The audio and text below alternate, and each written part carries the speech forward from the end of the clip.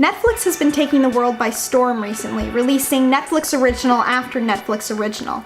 But if you're like me, you may have noticed Netflix's recycling of cliche characters. Be this the typical jock, rebel, bookworm, etc. Today we're going to be talking about some Netflix character archetypes that we should put to rest. Like all of these character archetypes, the first one isn't found solely in Netflix originals, but I've been noticing it more and more, so I thought I'd mention it here. While a lot of these Netflix movies that I'll be mentioning are quite unique and some of them actually pretty good, they tend to stay where it's safe, reusing tired and old character archetypes. Maybe they're wearing vintage or thrifted clothing. Sometimes they're frowning and complaining about their lives, and more often than not, you'll hear lines similar to one of these uttered by the character. There are two types of people in the world. The people who radiate confidence and naturally excel at life. Golden boy. What's up? And the people who hope all those people die in a big explosion. You ever feel sometimes like you're the one teenager who doesn't obsess over looks? I get that these movies want to relate to as many teenage girls as possible, but I'm getting pretty sick of going to high school, seeing this type of person all day, coming home flicking on a Netflix original, and then seeing this person again.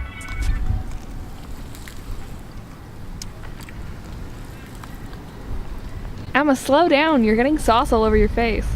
Really? Am I the only girl in this entire world? Are you constantly obsessed about how she looks? Did you catch the movie down at the theater? Oh yeah, it was good. Yeah, I liked it. I didn't. What? I didn't see the movie down at the theater. Oh, well, you should check. It's a good movie. You should check it out. Yeah, I actually don't watch movies much. I prefer to read. This totally blows. Much rather be at home gaming.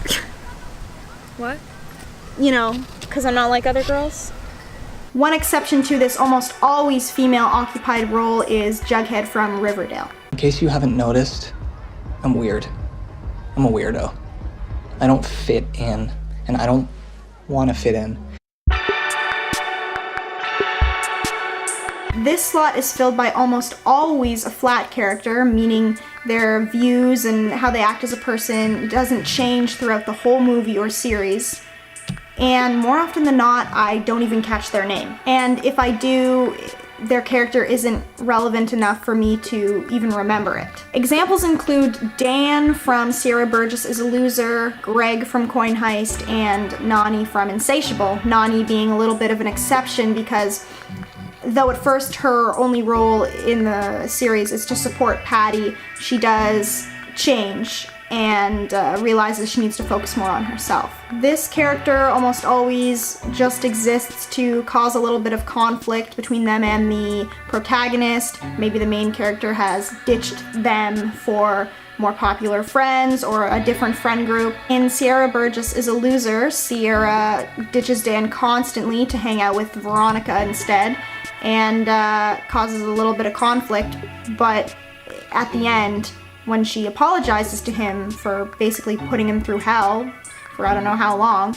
he quickly forgives her because there's not enough time left in the movie for them to really resolve their conflict.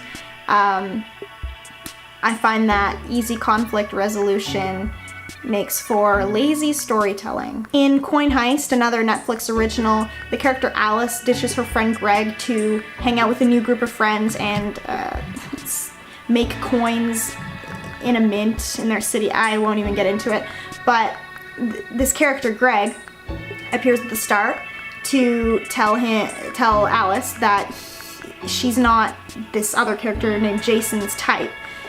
He reappears close to the end of the movie to game with Alice, and then once at the very end at a dance, and he tells her that he was wrong and that her and Jason would make a good couple. So he's just there to support the character, and his role is basically pointless. It's like he's not even his own character. If the protagonist is female and her boring best friend is gay, it makes things even easier because you know that there's not going to be any romantic feelings between the two, but there's also still a character for the protagonist to talk to, and the character can add witty dialogue and make jokes or whatever, even though he's really not playing a vital role in the film. These characters are real bad boys and have all the girls swooning. Yeah, I need a girl who can keep up with me, you know? So you going to the concert this Saturday? Oh yeah, who isn't? Yeah. Can you give me a drive? No. See, my mom won't give me a drive to the concert. Bitch. I'm gonna go smoke a dart behind the school. You in? No. Whatever, I was just about to leave anyway. This character is almost always male, sometimes the love interest to the different girl, and when you get those together, boy is it a good time. My dad got arrested when I was young for dealing with drugs. He's not a bad guy, he was just trying to get some money together. You know, that put my mom in a bad spot. So she had to take on like 4 jobs. She got really stressed.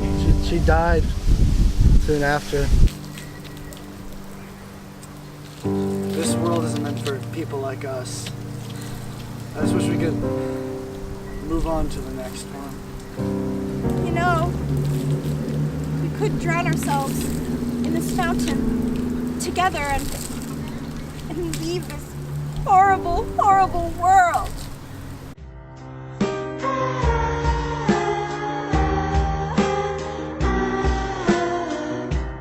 Thanks for watching. Maybe you will look a little closer next time you watch a Netflix original. I hope you enjoyed this video, and I'm gonna put my Instagram handle on the screen right here.